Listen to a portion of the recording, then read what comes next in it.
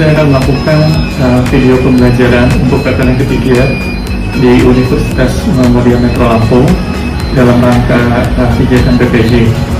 Nah, materinya adalah tentang penelitian sejarah.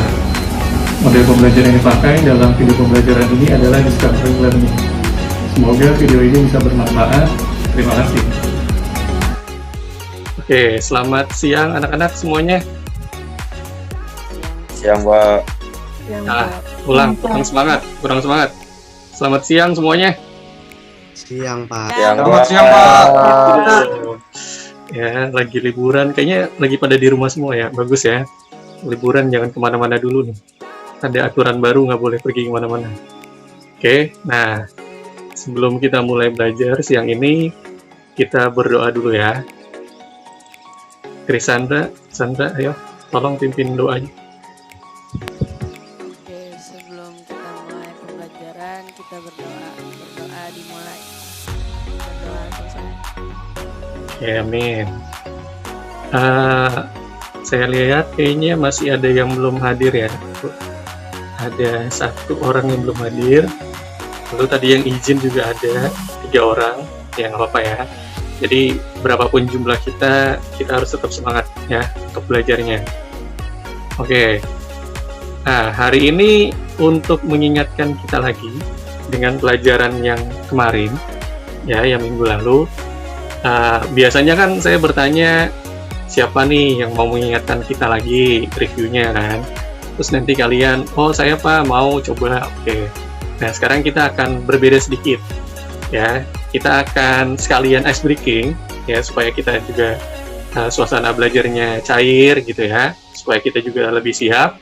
Kita akan main game ranking 1.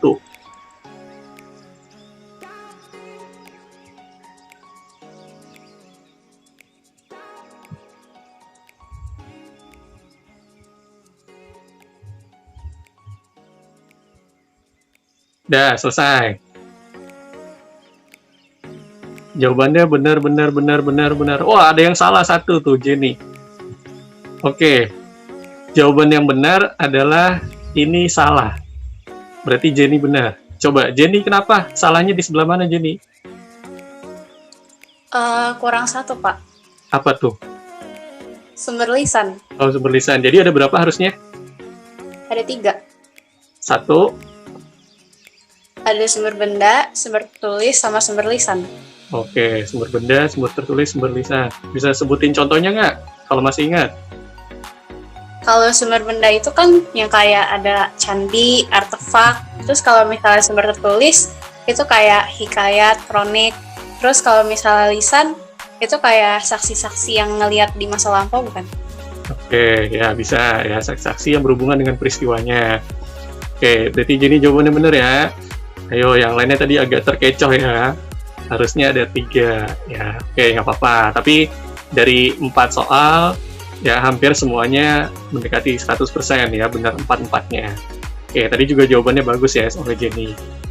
Nah, sebelum kita lanjut ke tujuan pembelajaran dan sebagainya, hari ini saya akan mau memberikan 1 yel-yel. Ya, nanti kalian harus mengikuti yel-yelnya. Oke. Nah, jarang-jarang kan kita pakai yel kan. Nah, berarti kalau jarang-jarang harus semangat. Oke, yel-yelnya tuh kayak gini. Jadi nanti saya akan bilang sejarah, terus nanti kalian jawab, penting nggak? Penting nggak? Penting nggak? Penting lah, masa enggak? Oke, ngerti ya? Oke, jelas ya? Oke, coba kita coba sekali ya. Dinyalain mikrofonnya coba. Ayo, dinyalain mikrofonnya. Oke, coba ya. 1, 2, 3. Sejarah. Penting nggak? Enggak. Oke. Ya, sekali lagi. Kurang semangat. Yang semangat, dikit lagi. Naikin lagi volumenya dikit ya. Biar oke.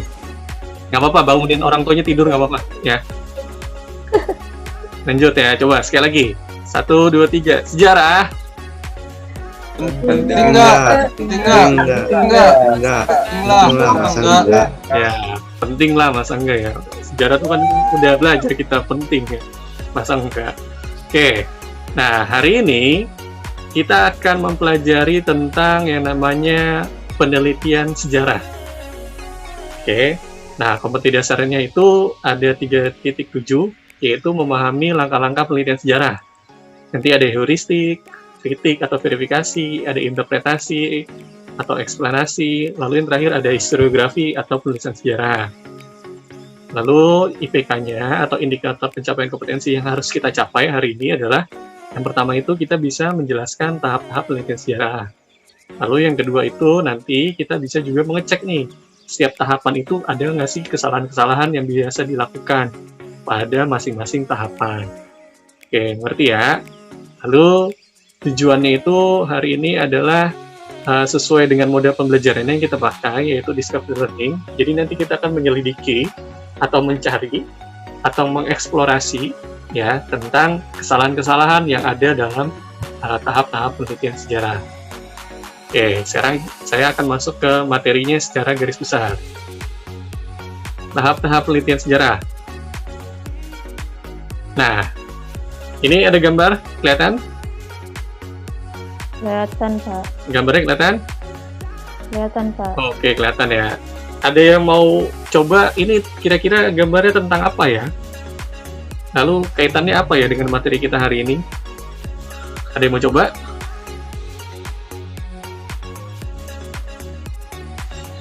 Siapa? Ayo. Saya, Pak. Oke, Vina, silakan. Itu kayak ceritanya cowok yang kayak tertarik sama cewek gitu. Jadi itu kalau kaitannya sama penelitian sejarah tuh biasanya kalau kita mau meneliti harus diawali dulu dengan rasa ketertarikan. Terus kalau udah tertarik pasti kita cari tahu semua yang bikin kita tertarik gitu. Terus kan juga kayak cowoknya mengekspresikan kalau dia itu tertarik sama ceweknya. Ya, gitu aja sih. Oke, ya bagus jawabannya, juga bagus ya dari Vina. Jadi di gambar ini bisa dilihat yaitu tentang rasa ketertarikan. Nah, di dalam penelitian sejarah, sejarawan atau peneliti itu juga harus memiliki rasa ketertarikan lebih dahulu, ya. Karena ketika memiliki rasa tertarik, memiliki minat untuk meneliti itu, maka penelitiannya akan dilakukan dengan maksimal atau dengan sungguh-sungguh. Tetapi selain rasa minat atau tertarik, juga nanti dibutuhkan hal-hal lain. Misalnya seperti contohnya yang kemarin kalian pelajari minggu lalu, yaitu tentang sumber. Ya, sumber itu juga salah satu yang harus ada dalam penelitian sejarah. Oke, jawabannya bagus ya dari dua teman kalian. Nah, hari ini penelitian sejarah itu tahapannya secara khususnya itu ada 4. Ya, ada heuristik, ada verifikasi, ada interpretasi, dan historiografi. Sampai sini sebelum kita bagi kelompok, ada yang mau bertanya dulu? Saya, Pak. Oke, Joel, silakan. Apa pertanyaannya? Yang sempat tanyain sih, apa saja hal yang harus kita perhatiin, Pak, kalau mau lakuin penelitian sejarah? Oh, hal apa saja yang harus kita perhatikan ketika kita ingin melakukan penelitian sejarah? Oke, sebelum saya menjawab, ada di antara kalian yang mau bantu jawab? Halo. Oh, Jepon. Ya, silakan Jepon. Suara saya kedengeran. Kedengeran jelas, silakan.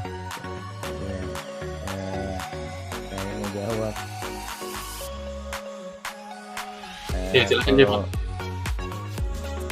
Biasanya tuh kita tuh kalau mau yang diperhatiin tuh kita mesti pertama kan kita ngumpul sumber informasinya dulu kan, Pak. Ya. Untuk membuat penelitian sejarah. Habis itu kita mesti kayak ada proses pengujian terhadap sumber-sumber itu. Oke. Itu sumbernya kayak asli atau enggak, kayak real atau enggak. Habis itu kayak apa lagi ya? Apakah sumber-sumber itu dapat dipercaya kayak dari sistem geografis maupun kronologis ya gitu, Pak. Oke. Habis itu tingkat perhatiannya, apakah sumbernya ini menarik atau enggak, mungkin gitu. Oke. Ada lagi, Jepon? Udah, Pak. Oke, ya bagus ya jawabannya ya. Nah, jadi saya tambahkan. Jadi hal-hal yang perlu diperhatikan yang pertama adalah topiknya. Ya, apakah topik itu sudah pernah ada, sudah ada yang pernah bahas atau belum, ya. Karena kalau misalnya topik itu terlalu banyak dibahas oleh peneliti lain, itu biasanya datanya jenuh. Maksudnya datanya jenuh itu datanya itu saja gitu. Ya. Terus selain kita milih topik, yang perlu diperhatikan yang paling penting adalah sumbernya. Sumbernya itu ada atau tidak, ya. Jadi kalau sumbernya tidak ada, nah itu yang repot. Terutama sumber primer tuh, yang tadi tuh. Jadi dalam tahap penelitian sejarah itu harus ada sumber primer, yaitu sumber sejaman dengan peristiwa itu. Ya, supaya lebih menggambarkan secara detail. Oke, ngerti ya? Jeko, ada Joel tadi pertanyaannya kejawab? Jawab, Pak. Oke, ya, thank you untuk pertanyaannya. Ya, Terima thank kasih, you. bagus. Oke, sekarang kita akan bagi kelompok. Yang kesimpulannya itu aja sih. Jadi yang pemilihan topik itu dia terlalu banyak pertanyaan sama beranggapan bahwa penelitian itu dilakukan tanpa konsep, ide, teori. Terus yang kedua itu ada yang namanya kalau yang gue dapet itu sih yang kedua heuristik gak sih? Ya, heuristik kan pencarian sumber sejarah.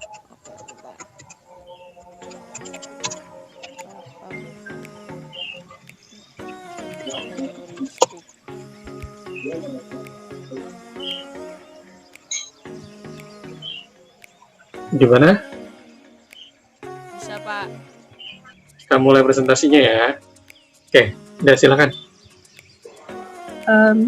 Yang interpretasi itu ada dua macam kesalahan, yaitu yang pertama kesalahan reduksionisme, yaitu kesalahan yang sering dilakukan oleh sejarawan yang berideologi, kayak menyederhanakan masalah yang sebenarnya kompleks. Historiografi itu yang pertama, kesalahan argumen itu biasanya kesalahan yang dibuat oleh penulis dalam menguraikan gagasan waktu penyajian. Dan juga ada dua kesalahan dari kesalahan argumen ini, yaitu kesalahan konseptual, yaitu kalau misalkan sejarawannya menggunakan istilah yang mempunyai dua makna atau lebih, kayak ambigu. Jadi pembacanya bisa terkecoh. Dan yang kedua, sedangkan kesalahan substantif terjadi apabila penulis sejarah maupun sejarawan mengemukakan argumen yang tidak relevan atau tidak rasional. Oke, ya bagus presentasinya. Silakan kelompok 1 untuk memberikan pertanyaan.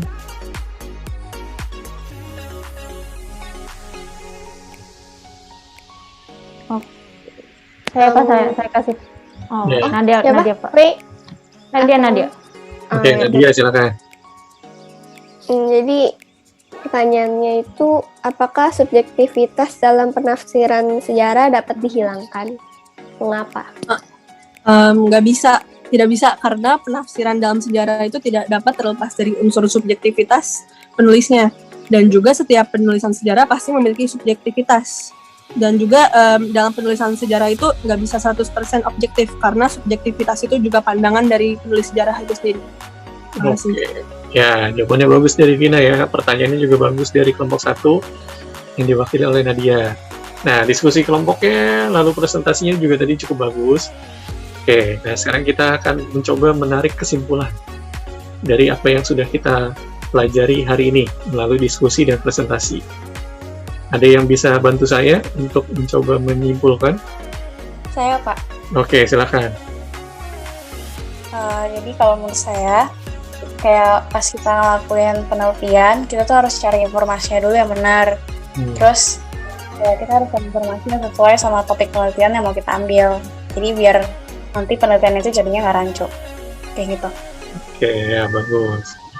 Oke, nah jadi itu kesimpulannya ya, bagus ya. Nah jadi yang kita pelajari hari ini juga bisa berguna untuk keseharian kita nih. Ya, jadi kita itu harus melewati sebuah proses untuk mendapatkan hasil yang bagus. Sama kayak penelitian sejarah, ada tahapannya tadi kan, dari 1 sampai 5. Nah, itu merupakan sebuah proses. Nah, proses itu harus dijalani supaya mendapatkan hasil yang bagus. Nah, kita juga sebagai manusia juga begitu. Ya, kita harus melewati proses. Karena sesuatu yang instan itu biasanya bertahannya sebentar. Ya, mie instan aja nggak instan kan? Perlu dibuka dulu bungkusnya, direbus dulu airnya, dimasukin, kasih telur, kasih bumbu, baru dimakan. Ya, padahal namanya mie instan, tapi ada prosesnya. Ya, seperti juga kita hidup sebagai manusia pasti ada prosesnya. Nah, proses itu ya bisa enak, bisa lancar, atau juga bisa banyak hambatan. Nah, itu bagian dari kehidupan. Oke, nah jadi tahap penelitian sejarah berarti harus dilalui sesuai dengan tahapannya dari nomor 1 sampai terakhir.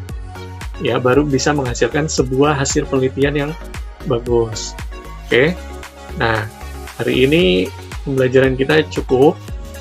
Oke, nah karakter apa yang bisa kita bangun tadi tuh ya, bertanggung jawab dalam mencari sumber, bertanggung jawab dalam melakukan prosesnya. Ya, disiplin juga bisa kita pelajari dari penelitian sejarah juga. Nah, sebelum saya tutup, di sini ada yang mau sampaikan pengalamannya atau kesannya dalam pembelajaran hari ini? Ya Pak. Oh, Hartoko Ya, ya. Pak. Gimana Hartoko? Ya kesan saya menyenangkan Pak. Apanya tuh yang menyenangkan? Cukup menyenangkan. Ya penjelasannya detail. Saya paham. Oke, bagus. Ya Pak. Ya, ada lagi selain Hartoko yang mau kasih berbagi nih pengalamannya belajar hari ini? Ya Pak. Oke, Jose silakan. Ya, aduh, kamera saya lagi ngelag lagi. Ya, nggak apa-apa. Ya belajar banyak Pak, dari kayak belajar buat diskusi, menyampaikan pendapat tentang sejarah-sejarah, terus juga dapat belajar juga buat kehidupan sehari-hari saya nanti ke depannya bisa berguna juga ini. Oke. Ya, terima kasih. Oke, nah sebelum saya tutup, kita tadi mengawali dengan yel-yel, kita tutup juga dengan yel-yel ya. Masih ingat ya yang tadi ya? Oke, buka dulu mikrofonnya. Udah senyum-senyum aja. Yuk. Jarang-jarang kita pakai yel-yel nih. Yuk. Udah, siap? Oke, tadi ya. 1, 2, 3. Sejarah. Penting nggak? Enggak. Masa enggak? Ya. Jadi sejarah itu penting. Masa nggak penting ya? Kalau nggak penting mah bahaya banget berarti ya. Oke. Nah, pelajaran kita cukup hari ini. Pembelajarannya saya ingatkan lagi supaya kalian tetap menjaga prokes ya, karena di daerah kita di Jakarta lagi tinggi-tingginya angka kasus COVID. Jadi usahakan di rumah walaupun lagi liburan ya, jangan pergi kemana-mana dulu karena berbahaya juga. Oke, minggu depan kita akan belajar tentang manusia praaksara ya, manusia purba ya. Jadi nanti kalian baca modulnya seperti biasa nanti supaya kalian bisa tahu pengetahuannya lebih awal. Oke, saya cukupkan sampai di sini ya. Terima kasih yang sudah berpartisipasi dalam menjawab, memberikan pendapatnya, dalam berdiskusi juga. Oke, yang belum, semoga minggu depan bisa mendapatkan atau memberikan jawaban juga. Oke, saya akhiri ya. Oke, selamat siang. Siang Pak. Siang Pak. Terima kasih Pak. Terima kasih Pak. Oke.